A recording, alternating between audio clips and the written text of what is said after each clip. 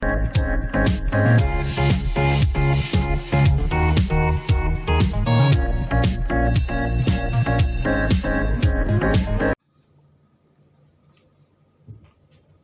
વિદ્યાર્થી મિત્રો, ધોરણ 12 સાયન્સ જીવ વિજ્ઞાન એટલે કે બાયોલોજી વિષયની અંદર હાલ આ 12મા ચેપ્ટરની અંદર બાયોટેકનોલોજી અને તેના પ્રયોજનોમાં અભ્યાસ કરી રહ્યા છો. એની અંદર મુદ્દા નંબર 12.2.1 જેનેટિક ઇન્જિનિયરિંગ ઇન્સ્યુલિન એટલે કે જેનેટિક એન્જિનિયરિંગ ની મદદથી ઇન્સ્યુલિન કેવી રીતે તૈયાર કરવું. વિદ્યાર્થી મિત્રો, આપને ખબર છે કે ઇન્સ્યુલિન એ આપણા શરીરમાં રહેલા ગ્લુકોઝને ગ્લાયકોજનમાં રૂપાંતરિત કરે છે. એટલે કે જે ખોરાક દ્વારા ગ્લુકોઝ આપણા શરીરમાં આપણા લોહીની અંદર ભળે છે એ ગ્લુકોઝને ગ્લાયકોજનમાં કન્વર્ટ કરીને રૂપાંતરિત કરીને સંચિત સ્વરૂપે લીવર એટલે કે યકૃતની અંદર સંગ્રહિત કરવામાં આવે છે. જો આપણા સ્વાદુપિંડની અંદર કોઈ પણ કારણોસર આ ઇન્સ્યુલિન હવે તૈયાર ન થાય તો આપણા લોહીમાં રહેલો ગ્લુકોઝ ગ્લાયકોજનની અંદર પરિવર્તિત થતો નથી. પરિણામે ગ્લુકોઝની માત્રા લોહીની અંદર વધવાના કારણે કિડની, આંખ, હૃદય અને બીજા મહત્વના અવયવોમાં વ્યાપક નુકસાન પહોંચે છે. શરીરની અંદર જે આરબીસી ઓક્સિજનની એક જગ્યાએથી બીજી જગ્યાએ લઈ જતા હોય છે તે કાર્ય ડિસ્ટર્બન્સ થાય છે. એટલા માટેથી ગ્લુકોઝના અણુઓની માત્રા લોહીની અંદર નિયંત્રિત કરવી ખૂબ જરૂરી બને છે. તો આ ઇન્સ્યુલિન અંતઃસ્ત્રાવ જે હોર્મોન છે સ્વાદુપિંડમાંથી ઉત્પન્ન થાય છે, પણ કેટલાક કારણોસર આ હોર્મોન અમુક એક વ્યક્તિઓની અંદર બનતો નથી, જેથી કરીને આપણે એમ કહીએ છીએ કે તે વ્યક્તિ એ ડાયાબિટીસનો દર્દી છે, એને ડાયાબિટીસ થયું છે એમ કહેવાય. ગુજરાતીમાં તેને મધુપ્રમેહ એવો રોગ કહેવામાં આવે છે.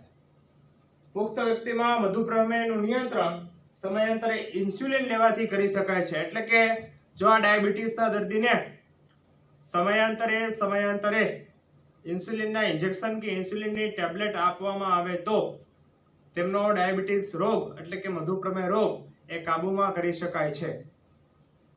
પ્રાણીમાંથી તારવેલ ઇન્સ્યુલિન માનવ ઇન્સ્યુલિન જેટલું અસરકારક હોતું નથી, તેની આડઅસર સંભવ છે.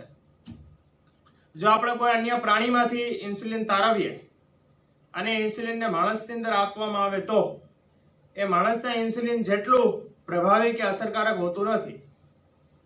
શક્ય છે કે આ પ્રાણીમાંથી મેળવેલું ઇન્સ્યુલિન એ માનવની અંદર કોઈ આડઅસર એટલે કે સાઇડ ઇફેક્ટ આપે. બેક્ટેરિયામાંથી માનવ ઇન્સ્યુલિન બનાવી મધુપ્રમેહ વ્યક્તિને મુખ દ્વારા આપી શકાય છે. આ એક જેનેટિક એન્જિનિયરિંગ કમાલ છે કે આપણે જેનેટિક એન્જિનિયરિંગ એટલે કે જેનેટિક ઇજનેરી વિદ્યા વાપરી બેક્ટેરિયાની અંદર જો ઇન્સ્યુલિન બનાવવાની પ્રક્રિયા શરૂઆત કરાવીએ તો બેક્ટેરિયા ઇન્સ્યુલિન બનાવી આપે અને એ ઇન્સ્યુલિન આપણે માણસોને સહેલાઈથી આપી શકીએ. ભૂતકાળમાં મધુપ્રમેહ રોગીઓ માટે ઉપયોગમાં લેવાતું ઇન્સ્યુલિન પ્રાણીઓને ભૂંડને મારી સ્વાદુપિંડમાંથી ઇન્સ્યુલિન બહાર કાઢવામાં આવતું હતું.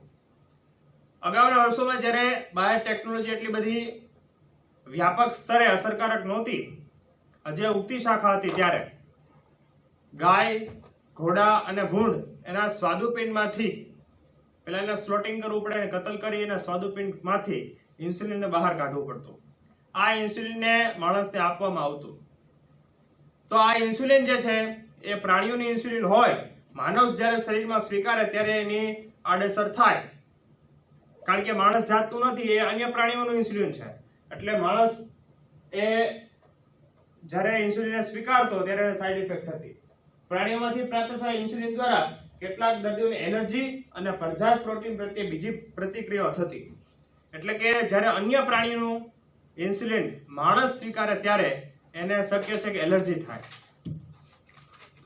બીજા પરજાત પ્રોટીન પ્રત્યેની સંવેદિતતા એના શરીરમાં થાય. એટલે કેટલાક સાઇડ ઇફેક્ટના લક્ષણો પણ જોવા મળે.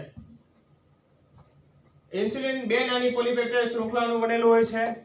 વિદ્યાર્થી મિત્રો, પોલીપેપ્ટાઇડ એટલે એમિનો એસિડ.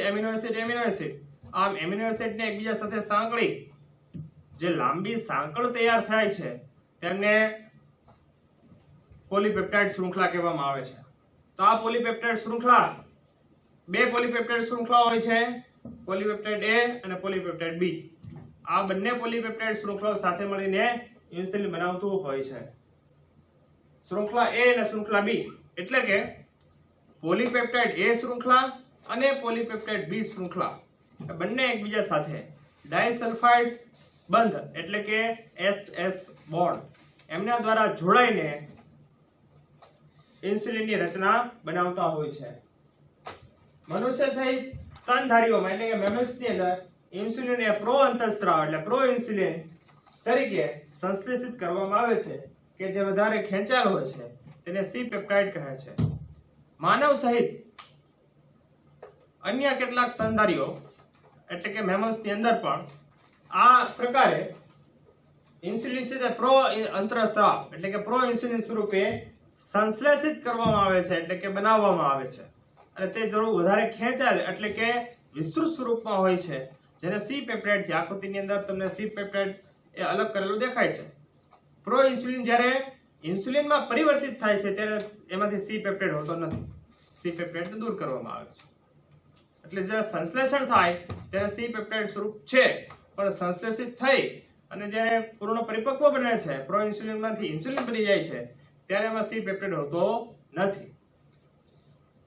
સી પેપ્ટાઇડ પરિપક્વ ઇન્સ્યુલિનમાં હોતો નથી. આકૃતિમાં પણ એમ જ વાત કરેલી છે કે સી પેપ્ટાઇડ પરિપક્વ અવસ્થાએ દૂર થયું છે. તો સી પેપ્ટાઇડ એ પરિપક્વ ઇન્સ્યુલિનમાં હોતો નથી. જે પેપ્ટાઇડ પરિપક્વતા દરમિયાન ઇન્સ્યુલિનમાંથી દૂર કરવામાં આવે છે. આ સી પેપ્ટાઇડને પરિપક્વન પ્રક્રિયા દરમિયાન એ ઇન્સ્યુલિનમાંથી દૂર કરવામાં આવશે. એટલે કે પ્રો ઇન્સ્યુલિનની અંદર સી પેપ્ટાઇડ હોય, ઇન્સ્યુલિનની અંદર સી પેપ્ટાઇડ હોતો નથી.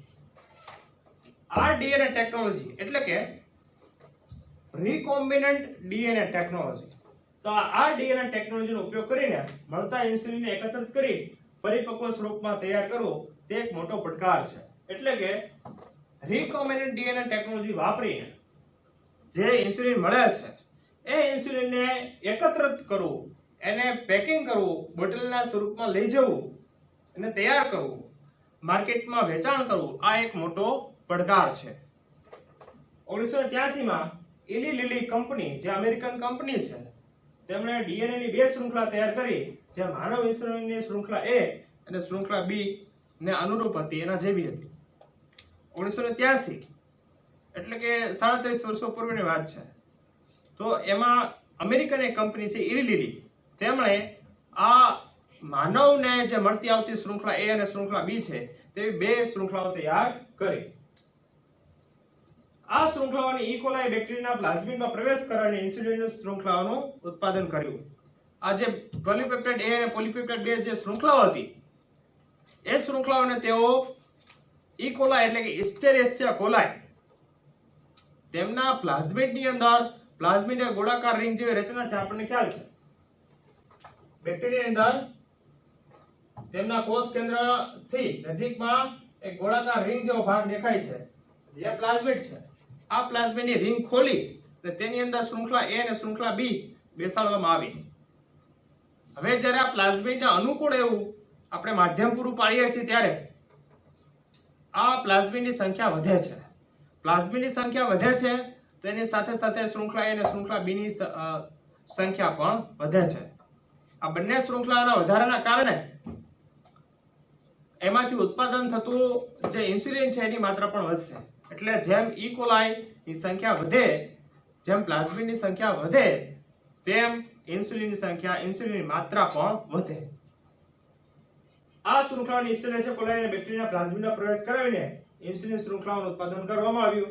આ રીતે ઉત્પાદિત કરેલ શૃંખલા A અને શૃંખલા B અલગ તારવી ડાયસલ્ફાઇડ બંધ દ્વારા એટલે કે SS બોન્ડ દ્વારા એકબીજા સાથે જોડી માનવ ઇન્સ્યુલિનનું ઉત્પાદન કરવામાં આવ્યું. એમાંથી બેક્ટેરિયાએ જે શૃંખલા A અને શૃંખલા B બનાવી આપી વધારે પ્રમાણ, કારણ કે પ્લાઝમિડની જેમ વધારો થાય એમ શૃંખલા A અને શૃંખલા B માં પણ વધારો થાય એટલે ઉત્પાદનમાં ખૂબ મોટો વધારો થયો. પછી આ શૃંખલા A અને શૃંખલા B ને ડાયસલ્ફાઇડ બંધથી જોડી દેવામાં આવ્યા અને આ રીતે ઇન્સ્યુલિન બનાવવામાં આવ્યું. વિદ્યાર્થી મિત્રો, થોડી અહીંયા સ્પષ્ટતા આપણે એ કરવી પડે કે માનવના સ્વાદુપિંડના આલ્ફા, બીટા અને ડેલ્ટા એ 3 પ્રકારના કોષો હોય છે. એમાં બીટા પ્રકારના જે સેલ છે લેંગરહાન્સના કોષપુંજ વળી ફરી પાછું આપ્યા જો સ્વાદુપિંડની આકૃતિઓ પણ, સ્વાદુપિંડની સમજણ પણ આ તબક્કે થોડી પુનરાવર્તિત કરવી આવશ્યક છે. તો એ બીટા સેલની અંદર જે જનીનો છે તે ઇન્સ્યુલિન બનાવતા હોય છે. તો બીટા સેલમાંથી આપણે જો ઇન્સ્યુલિન બનાવતું જનીન અલગ તારવી અને ઈ કોલાઈના પ્લાઝમિડની અંદર ફિટ કરી દઈએ તો આ ઈ કોલાઈના પ્લાઝમિડ હવે પોલીપેપ્ટાઇડ શૃંખલા A અને પોલીપેપ્ટાઇડ શૃંખલા B બનાવે. આ બંને શૃંખલાઓ ખૂબ મોટા પ્રમાણમાં આપણને બેક્ટેરિયામાંથી પ્રાપ્ત થાય.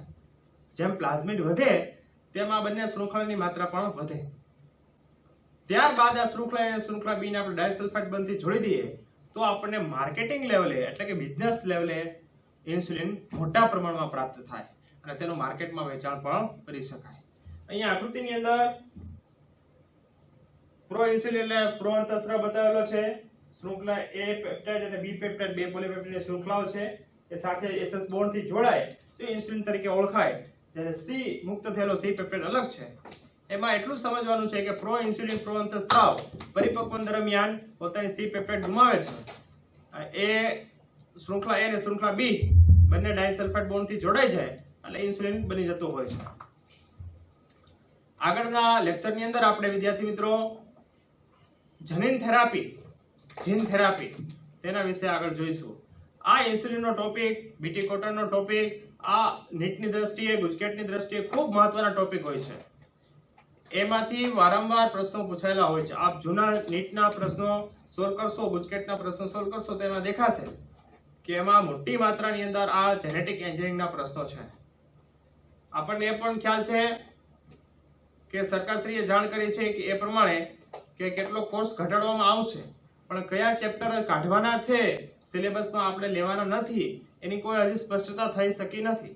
એટલે આજની તારીખે આપણે બધા ચેપ્ટરનો અભ્યાસ કરીએ છીએ અને એવું પણ શક્ય બને છે કે અમુક એક ચેપ્ટર ધારો કે 4 કે 5 ચેપ્ટર કાઢી નાખવામાં આવે પરંતુ નીટની પરીક્ષામાં તે પૂછાય ગુજકેટની પરીક્ષામાં તે પૂછાઈ જાય.